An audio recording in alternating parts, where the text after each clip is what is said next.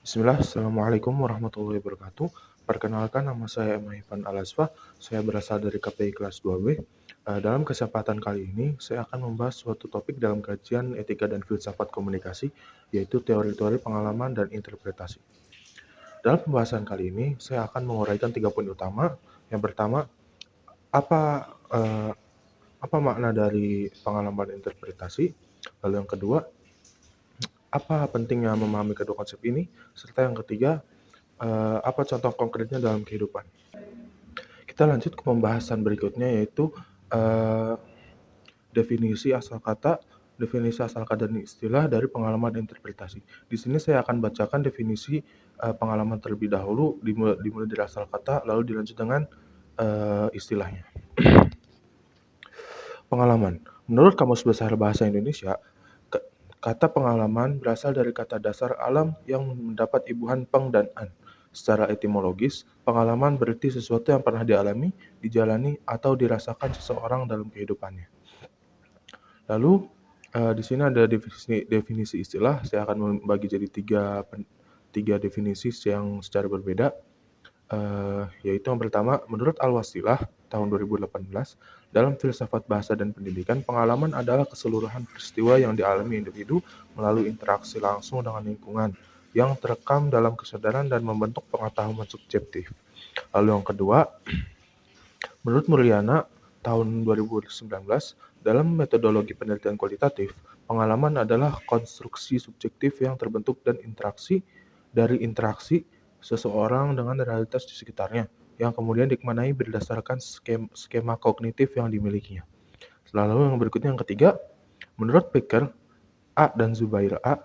2016, dalam metodologi penelitian filsafat, pengalaman adalah realitas yang dihayati secara langsung oleh kesadaran menjadi fondasi bagi terbentuknya pemahaman dan pengetahuan manusia.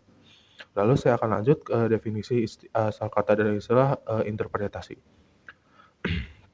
Menurut Kamus Besar Bahasa Indonesia, kata interpretasi berasal dari bahasa Inggris interpretation, yang berarti pemberian kesan, pendapat, atau pandangan teoritis terhadap sesuatu. Secara etimologis, interpretasi adalah proses penjelasan makna secara subjektif. Lalu dilanjut dengan definisi istilahnya. Eh,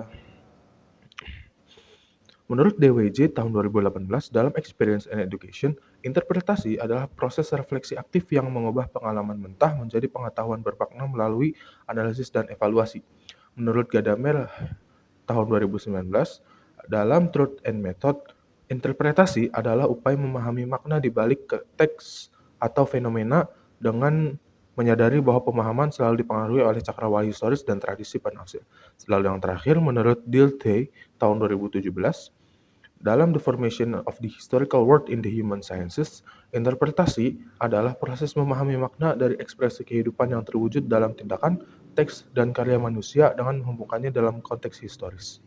Di sini saya akan membacakan kesimpulan dari dua definisi pengalaman dan interpretasi yang sudah saya dapatkan. Berdasarkan ketiga definisi yang sudah bacakan dalam pengalaman ialah dapat disimpulkan bahwa pengalaman adalah peristiwa nyata yang dialami dan dihayati langsung oleh individu, yang kemudian direkam oleh kesadaran dan menjadi dasar bagi pembentukan pengetahuan serta pemaknaan subjektif. Lalu kesimpulan untuk interpretasi,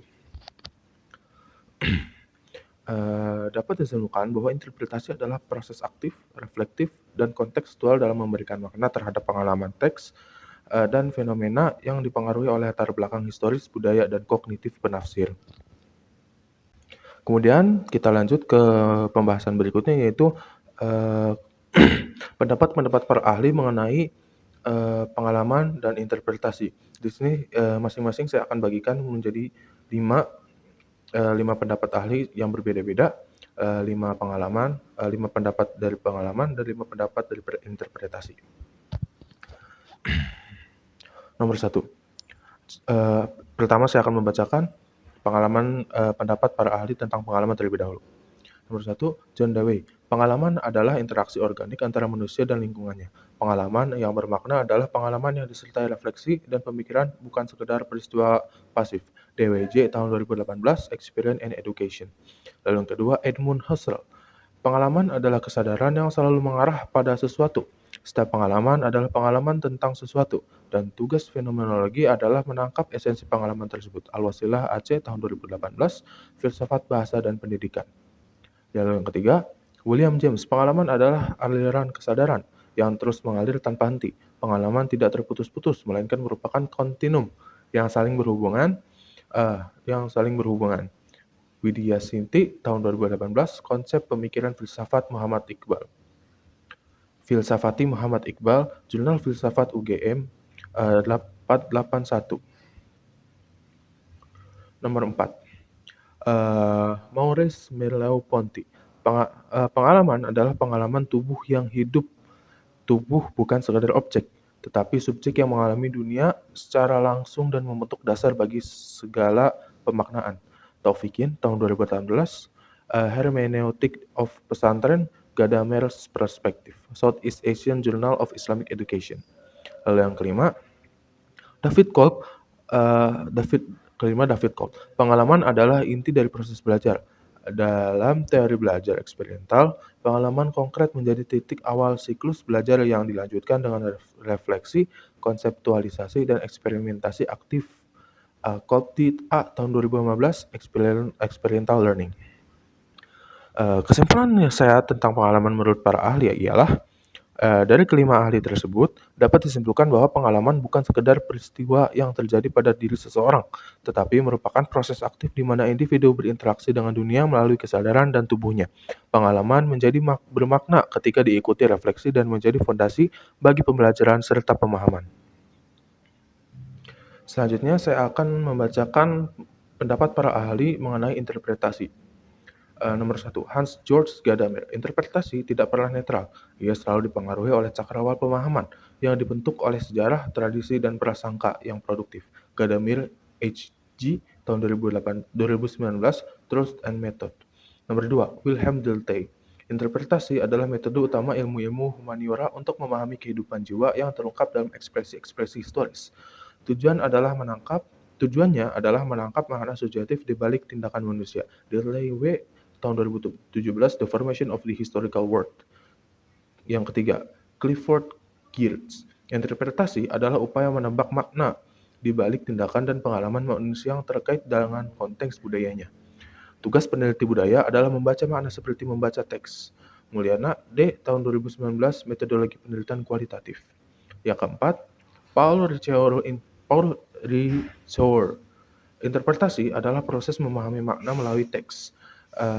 Teks membuka dunia baru bagi pembacanya, dan interpretasi adalah upaya mengartikulasikan kemungkinan-kemungkinan makna yang terkandung di dalamnya. Bikir A. dan Zubair Aceh tahun 2016, Metodologi Penelitian Filsafat.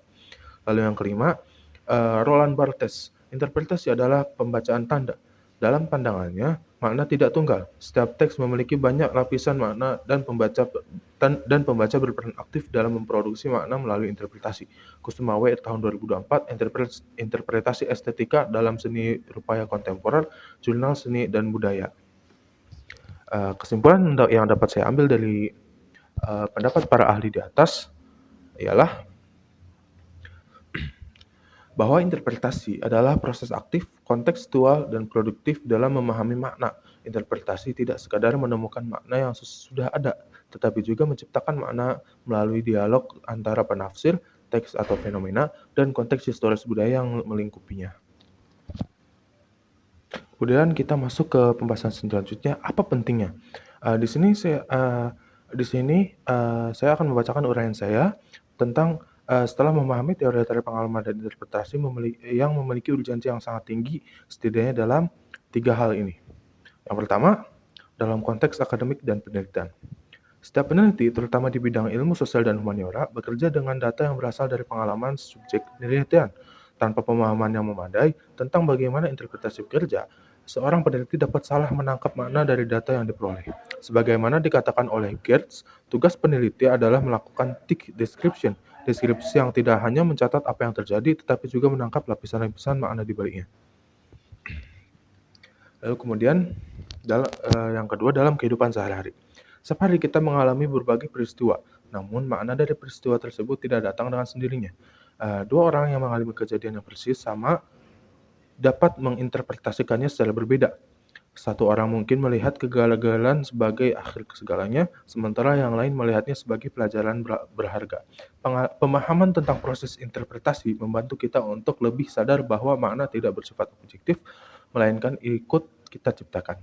Lalu yang terakhir dalam komunikasi antar budaya. Indonesia adalah negara yang sangat beragam. Ketika kita berinteraksi dengan orang dari latar belakang budaya yang berbeda, pengalaman dan interpretasi kita bisa sangat berbeda. Memahami bahwa interpretasi seseorang dibentuk oleh tradisi dan konteks budayanya, membuat kita lebih toleran dan tidak mudah menyalahkan orang lain yang memiliki pemahaman yang berbeda.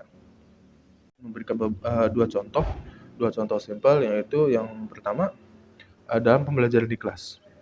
Eee Pengalaman, seorang mahasiswa mendapatkan nilai D pada ujian tengah semester. Interpretasi satu, mahasiswa pesimis. "Saya bodoh, saya tidak akan pernah bisa menguasai mata kuliah ini. Lebih baik saya mengundurkan diri." Lalu interpretasi kedua, mahasiswa yang optimis. "Nilai ini menunjukkan bahwa cara belajar saya selama ini kurang efektif. Saya perlu mengevaluasi strategi belajar dan mencari bantuan dari dosen atau teman." Lalu contoh kedua, eee diambil dari tradisi Mapaleta bola di masyarakat Bugis. Pengalaman masyarakat Bugis memiliki tradisi memindahkan rumah secara gotong royong disebut Mapalete bola. Interpretasi satu, warga pandangan luar. Ini hanya sekadar cara praktis memindahkan rumah tanpa biaya besar. Lalu interpretasi kedua, masyarakat dengan pandangan budaya. Menurut penelitian yang menggunakan pendekatan interpretatif, tradisi ini bukan sekadar soal teknis, tetapi juga mengandung makna. Yang pertama, solidaritas komunal, yang kedua, penghormatan terhadap leluhur, dan yang ketiga, ritual spiritual untuk keselamatan. Hanya sampai sini saja pada video kali ini. Eh, Mohon maaf jika selama pembahasan terdapat banyak kesalahan, karena saya juga di sini masih dalam tahap pembelajaran, dan semoga saya bisa lebih baik ke depannya. Kurang lebihnya mohon maaf. Wabillahi taufik wal hidayah. Wassalamualaikum warahmatullahi wabarakatuh.